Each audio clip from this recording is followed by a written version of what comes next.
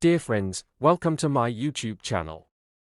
Here you will find the latest news from the automotive world, test drives and interesting articles about technical development. Subscribe to my channel for the latest information on new car models, technologies and travel experiences.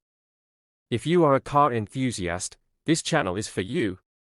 Subscribe and let's discover the car world together. Audi's new electric SUVs usher in new tech for the brand as they target the heart of the luxury market. The 2025 Audi Q6 E-Tron will go on sale at the end of this year, with the EV being similarly sized to the brand's best-selling Q5 SUV. The 2025 Audi Q6 E-Tron and Q6 initially will only offer two-motor all-wheel drive configurations with up to 456 and 510 horsepower, respectively. Audi says the Q6 e-tron's new 800-volt electrical architecture and 94.4 kWh battery should make for an EPA range estimate of at least 300 miles. Audi has finally unwrapped its new 2025 Q6 and Q6 e-tron models, the brand's third series of electric SUVs that also represent several firsts for the manufacturer, the first Audi models to be built on the Volkswagen Group's scalable premium platform electric PPE platform. The first EVs to be produced at Audi's Ingolstadt plant in Germany, and the first examples of the brand's new cockpit layout and electrical architecture. Their target is the core of the electric luxury SUV space, where they'll brandish new tech inside and out as they vie for sales with the likes of the Cadillac Lyriq, the Genesis electrified GV70, and the Lexus RZ. Given that we've already seen photos of the new e-tron's interior and driven camouflaged prototypes, the big news is the reveal of the Q6 and Q6's final exterior design, which is classic Audi, refined, athletic, and conventionally attractive. A chunky grille, blistered fenders, and dazzling lighting elements front and rear all are present on these cars' two-box shapes. Even sleeker sportback variants will join the lineup later on. While the European market examples we saw featured the brand's latest matrix-LED headlights and dynamic OLED taillights that can communicate with other motorists, for example, by emitting emergency signals in response to traffic conditions, federal regulations mean the headlights on US-bound models will not have their dynamic high-beam function enabled, and the taillights will only display animations when the vehicle is parked. That said, drivers will be able to customize both the daytime running lights and the taillights via 8 distinct patterns.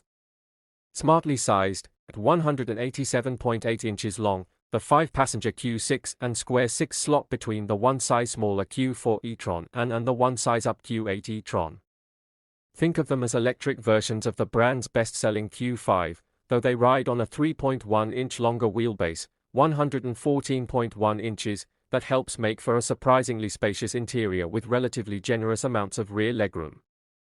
In terms of cargo capacity, the Q6 and Q6 feature a 19 cubic feet of storage behind their split-folding rear seats and 54 cubic feet with the rear chairs stowed.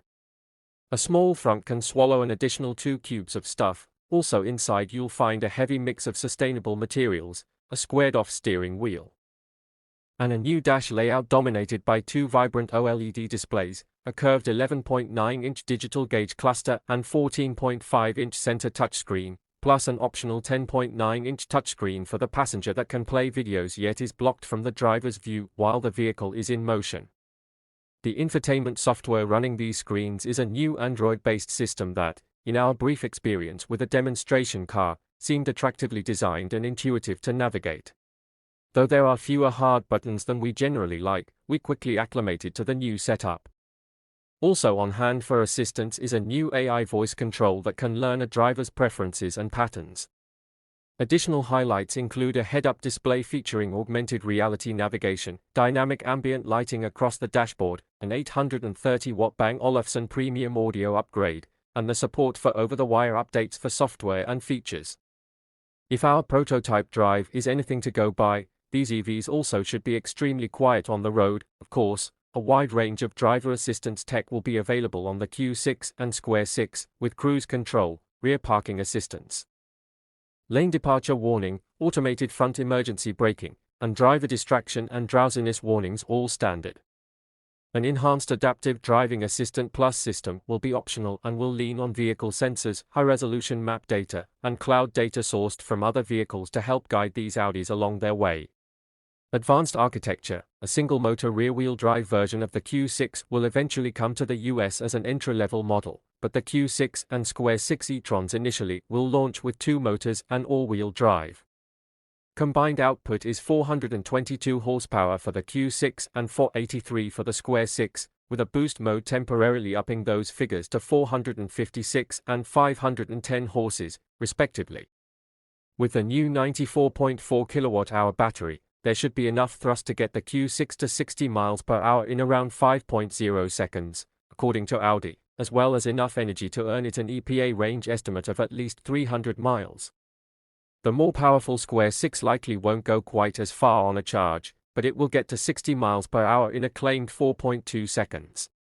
The PPE's 800-volt architecture, which also underpins the new Porsche Macan EV, allows for fast charging at up to a heady 270 kilowatts, provided you can find a station that pumps out that much juice. Audi says that the system can add more than 150 miles of range in 10 minutes under ideal conditions, and that a recharge from 10 to 80% should take around 21 minutes.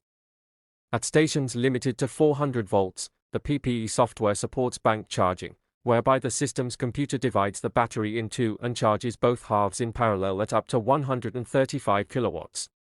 While Audi says the Q6 and Q6 will eventually migrate to a North American Charging Standard (NACS) plug for easy compatibility with Tesla's supercharger network, they'll initially launch with the more common Combined Charging System (CCS) connector.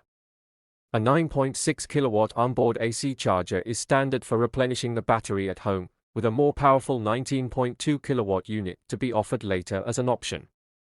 When on the move, regenerative braking can be adjusted via paddles on the steering wheel through 5 settings, including one pedal operation and an automatic function. Mechanically, the Q6 and Q6 differ from the Macan EV in their lack of available rear-wheel steering, as well as Audi's use of an induction AC motor in front and a permanent magnet synchronous AC motor in back. The Macan employs permanent magnet motors front and rear. The Porsche also features a repositioned rear motor assembly that should lend it a slightly stronger rear drive handling balance. Audi's all-wheel drive setup is still rear-biased, though, and the Q6 will come standard with air springs and adaptive dampers. They'll be optional on the Q6. Wheel sizes range from 19 to 21 inches, with the Q6 having standard 20 inches and optional summer tires. For those planning to tow moderate loads, both models will be rated to tug up to 4,400 pounds. Pricing for the US market has yet to be announced. We expect the Q6 E-Tron to start around $66,000, with the Q6 E-Tron likely opening around $72,000. That's a fair bit more than the Q5 and Q5, which currently start at $46,495 and $58,895, respectively. But their new features and fast charging capability should make them compelling EV options in a hotly contested SUV segment.